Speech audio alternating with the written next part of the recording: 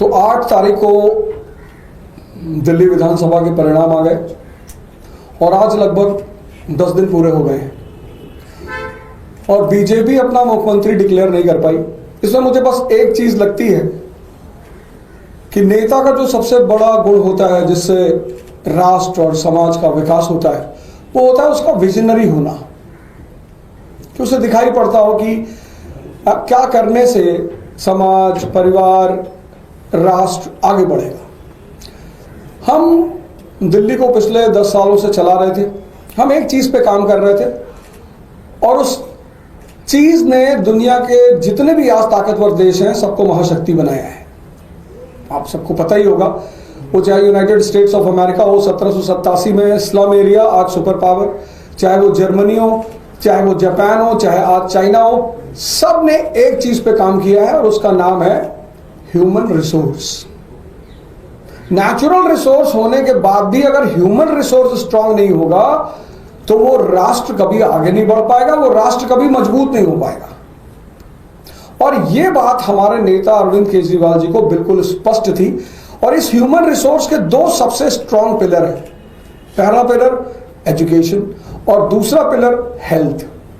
भारत जब महाशक्ति था, प्राचीन काल की अगर मैं बात करूं एंशिएंट पीरियड की, तो पूरी दुनिया के उस वक्त जो नॉन दुनिया थी उस दुनिया में लगभग सारे देशों के लोग भारत में पढ़ने के लिए इच्छुक थे। मैं बात कर रहा हूं नालंदा और तक्षशिला की, और मैं बात कर रहा हूं फाइहान और ह्यूएनसांग जैसे लोगों की जो चाइना से भारत पढ़ने के लिए आए। तो जब देश में शिक्षा उच्चतम स्तर पे थी तो देश महाशक्ति था। जब देश में चरक जैसे चिकित्सक थे, धन्वंतरी जैसे चिकित्सक थे तो देश महाशक्ति था। इसी का फॉर्मूला उसको पता ही नहीं चल पा रहा है कि यार करना क्या है।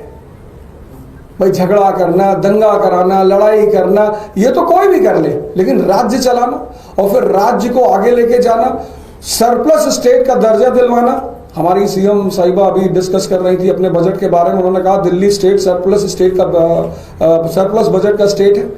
तो मुझे ऐसा लगता है कि आज ये पार्टी जिसको जनता ने कहा कि इनके पास 48 सीट है, 48 में से एक आदमी इनको नहीं मिल रहा है जिसके पास केजरीवाल जी जैसा विजन हो कि नहीं हम इस विजन को और आगे बढ़ाएंगे, हम दिल्ली को आगे ले चलेंगे। इनकी ये नाकामी पूरी दिल्ली प्रदेश की जनता देख रही है और ऐसा मुझे लगता है कि जहां तक इन्होंने कहा था कि 20 तारीख को हमारा मुख्यमंत्री शपथ लेगा, तो मुझे लगता है शायद 20 तारीख को भी नहीं ले पाएंगे, क्योंकि इस विकास धारा को आगे बढ़ाना और आगे चलाना वो हमारे नेता और हमारी पार्टी के ही बस में है। सर, आपको तो क्यों ऐसा लगता है कि बीजेपी अपना समय ले रही है? उनके पास अलग अलग नीति है, उसके लिए अलग स्ट्रक्चर है उनका इस पे निर्णय लेने का, तो आप लोगों को क्यों इतनी जल्दी उनका जल्द से जल्द शपथ होना ही चाहिए? नहीं, जल्दी नहीं है, हमें किस बात की जल्दी? हम तो वो इतने सारी बातें कर रहे थे, नीति है तो आप लेकर आओ। 48 लोग आपके पास हैं, आपके पास 48 लोग हैं, आपको 40 में से 8 में से एक आदमी निकालना है कि एक आदमी भाई हमें लीड कर रहा है, तो कम से कम दिल्ली की जनता को ये तो पता चले कि भाई ये इनका मुख्यमंत्री का चेहरा। अब तो इलेक्शन खत्म हो गया, इतना दिन वेट करने की क्या जरूरत है? अगर नीति है तो बताओ, अगर चेहरा है तो दिखाओ। अवध जी, आप पहली बार इलेक्शन लड़े थे, आप अपनी पॉलिटिक्स जारी रखेंगे आगे भी और पढ़ाई जो कराते हैं बच्चों? मैं पहली बार इलेक्शन लड़ा और 4 फ्रंट पर मेरी उपलब्धियां रही। आज भारत में मेरे पास एक विधानसभा है जिसमें 46,000 लोगों ने मेरे ऊपर विश्वास जताया। 46,000 लोगों ने मेरे ऊपर विश्वास जताया। 500 कार्यकर्ता मेरे साथ जुड़े हुए हैं और सबसे बड़ी बात, जो कांग्रेस के हमारे उम्मीदवार थे वहां पे, जो एक बार विधायक रहे, 2 बार पार्षद रहे, उनकी जमानत जब्त हो गई।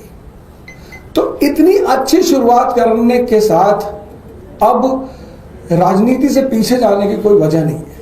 तो एक नेता के रूप में मैं स्टैब्लिश हो चुका हूं। आने वाले उर्जा साहब, एक नेता के रूप में आप स्टैब्लिश हो चुके हैं, आप सोच भी सकते हैं नेता के नजरिए से। आपको क्या लगता है भाजपा में उन 48 कैंडिडेट में से एक कैंडिडेट कौन होना चाहिए?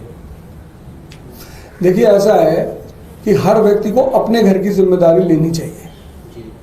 अगर वो मुझे बुलाएंगे, अपनी असमर्थता जताएंगे कि मिस्टर ओझा हम नहीं चुन पा रहे, तो आपके चैनल के माध्यम से मैं प्रस्ताव रखना चाहता हूं कि अगर वो ऐसी किसी दिक्कत में है तो मैं अपनी सेवाएं देने को तैयार हूं, क्योंकि एज अ शिक्षक मुझे पता होता था कि इस बच्चे का सिलेक्शन होगा, कौन होनहार है।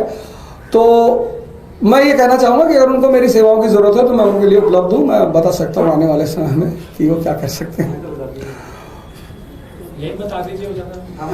नहीं हमें आदत ही नहीं किसी दूसरे के घर में इंटरफियर करने की, तो मैं उसमें क्यों जाऊँ।